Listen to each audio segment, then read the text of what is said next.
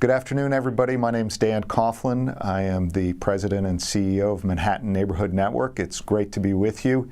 Thrilled to be here to talk about how we strengthen independent grassroots community media in this very difficult moment in history, and certainly a moment of change and transformation in media. Manhattan Neighborhood Network is a 28-year-old community media institution. We have two facilities, one in East Harlem and one right here on West 59th Street, right by John Jay College. And just to give you a little introduction about what we do, let me roll this 1-minute little promo on what is going on up at the East Harlem Firehouse. There's a place where the power of video takes on new meaning. A place where your voice matters and your ideas count. A place where you call the shots. And it's right here in vibrant East Harlem, Manhattan Neighborhood Network's Youth Media Center. A place where high school and college students can learn about media creation after school or on weekends in our free certificate program. Then put those video production and editing skills to use creating original content for our youth channel, social media platforms, and other internship opportunities. We're a full-service studio right here in East Harlem, with special programs and services that empower youth to use media and video production to raise awareness on important social issues.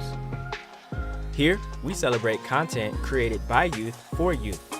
Here, your opinions and creativity count, and your voice will be heard. To learn more, go to www.mnn.org/youth today. That's www.mnn.org/youth. So Manhattan Neighborhood Network is in fact now the largest media educator in the city of New York. We have about 1,200 students every year come and take our classes. We run community access channels. We have about 1,000 producers who contribute on our local community access channels. We also have other channels in partnership with local groups, regional groups, and national groups. And really, as we move ahead as Manhattan Neighborhood Network, and I think a lot of other community media institutions around the country move forward in this digital age, so many of us are realizing that we can't be successful stuck in our silos. In Manhattan Neighborhood Network's case, it's the cable TV silo. For community radio stations, it might be the community radio silo. For newspapers, local, independent, nonprofit, grassroots newspapers, it might be just in the print world. You can't succeed, you can't be engaged, you can't be sustainable unless we figure out a way to break out of these silos. The reasons are obvious. For the last 20, 25 years, we've seen the digital media counter-revolution, really more than a revolution, destroying old media models, and obviously there's new forms of media emerging. Obviously, the big monopolies, Facebook and Google, are crushing so many other voices, but certainly it is really negatively impacting community media. Hundreds of community radio stations, community media centers have been closing over the last 10 years. Very difficult environment to work with.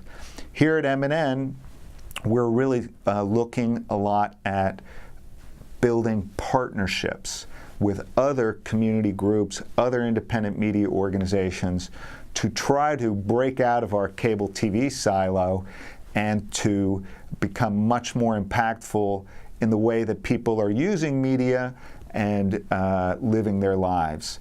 So, for instance, one of our more recent initiatives has been with our colleagues at Free Speech TV, a non-commercial, independent, direct broadcast satellite institution based out of Denver that's been around also about 25 years, that has principally served for many years as a program distributor of community grassroots television programming to hundreds and hundreds of community media centers around the country.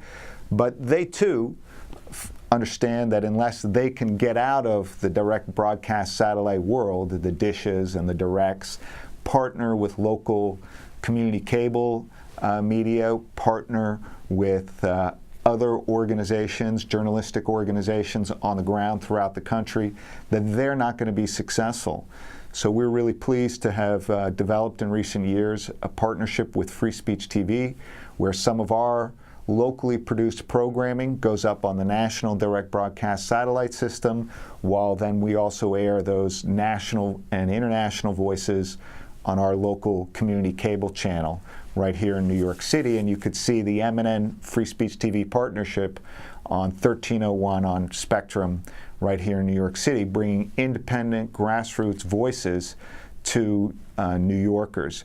And in that way, that sustainability, that synergy, that synergistic relationship between Manhattan Neighborhood Network and Free Speech TV builds our ability to continue to be impactful and viable in this digital media age.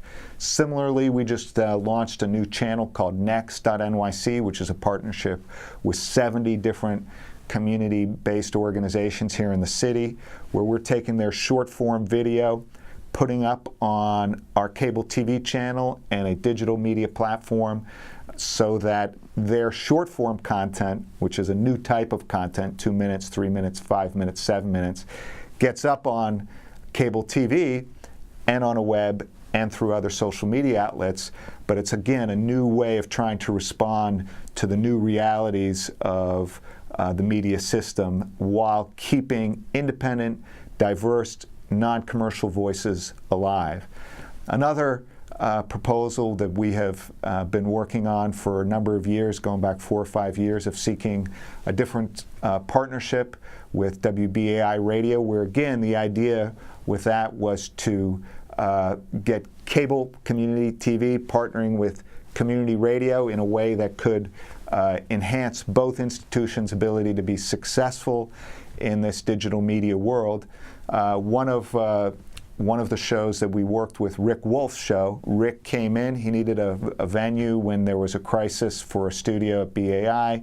He just needed a studio to record his 1 hour a weekly radio show. And we said, sure, but the deal is you can use an MNN studio, but just like anybody else who uses MNN, it has to go up on one of our video channels. So we had Rick came in, he sat behind this very camera, did his 1 hour radio show. He took that radio show, put it up as a podcast, put it up on BAI, put it up on AudioPort, the Pacifica radio distribution system. He was on 30 or 50 now, maybe local community radio stations. He went on Manhattan Neighborhood Network. Then we did a partnership with Free Speech TV. His local TV show then went right up onto the Free Speech TV satellite, reaching 30 million households in the United States. And lo and behold, you see a Marxist economist who's never had a platform in the last 40 or 50 years, all of a sudden has real impact and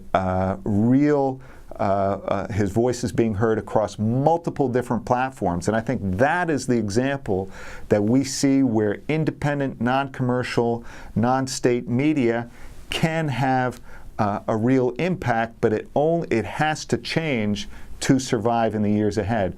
We have to build these kind of partnerships, whether it's on the local level, on the neighborhood level, like a lot of work we do at Manhattan Neighborhood Network with our Firehouse, whether it's on a regional level or national or global level.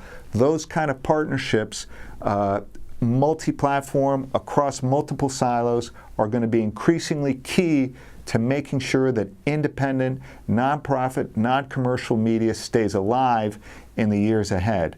So if there's one message that I have from Manhattan Neighborhood Network, and based upon our real-world experience, is let's look at building collaborations, partnerships, other forms where we can come together to ensure that grassroots independent media has not only a chance to survive in this incredible period of monopolization and concentration of power and wealth, not only that we can survive, but we can continue to be really impactful with the work that we do.